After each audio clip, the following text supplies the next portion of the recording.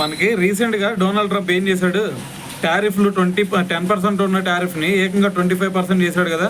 అది ఎప్పుడు అమల్లోకి వచ్చింది? రేపటి నుంచి అమల్లోకి వచ్చింది. అయితే మరి నిన్న ఏం చేశాడు, ఇంకో డెసిషన్ తీసుకున్నాడు మనోడు. 25%ని ఏకంగా 50% చేశాడు.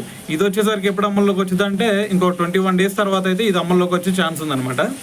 అయితే దీంతో మనోడు ఒక రికార్డు కూడా క్రియేట్ చేయించాడు. అదేంటంటే మన ఏషియా మొత్తంలో కూడా సెకండ్ హైయెస్ట్ టారిఫ్ విధించుకున్న దేశంగా మన ఇండియా అయితే నిలవడం జరిగింది. ఫస్ట్ ప్లేస్లో చైనా. సో చైనా గురించి తెలిసిందే కదా, వాళ్ళ మీద ఏకంగా 51% టారిఫ్, మన మీద వచ్చేసరికి ఇప్పుడు 50% టారిఫ్ అయితే వేయటం జరిగిందనమాట. అయితే దీని గురించి చాలామంది కూడా చెప్పారు, ఒరే బాబు నువ్వు పెద్ద పెద్ద దేశాలు అన్నిటితో కూడా కొంచెం మంచిగా ఉంటే ఆటోమేటిక్గా మనం ఇంకా డెవలప్ అవుతాం అని చెప్పేసి ఈవెన్ యునైటెడ్ నేషన్ మాజీ రాయబారైన హేలీ, సో ఇలాంటి వాళ్ళు కూడా చాలామంది చెప్పారు.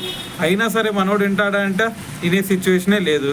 సో కాబట్టి ఏదైనా సరే మరి దీనికి రీజన్ ఏం చెప్పిందో తెలుసా వైట్ హౌస్?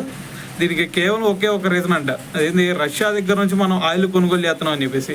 సరే మేము ఒక్కలమే కాదు కదరా బాబు, మిగతా దేశాలు ఇటువైపు చైనా కొంటా ఉంది, సో ఇంకా వేరే వేరే దేశాలు కొంటా ఉన్నాయి.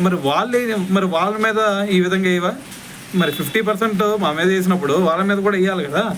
సో దీనికి ఇది ఒకటే రీజన్ కాదు, ఆల్రెడీ మనం అంతకుముందు వీడియోలో చెప్పుకున్నాం కదా, ఇది వాళ్ళ పాల ప్రొడక్ట్స్ని ఇక్కడ విక్రయించడానికి మన వాళ్ళు అనుమతించట్లేదు.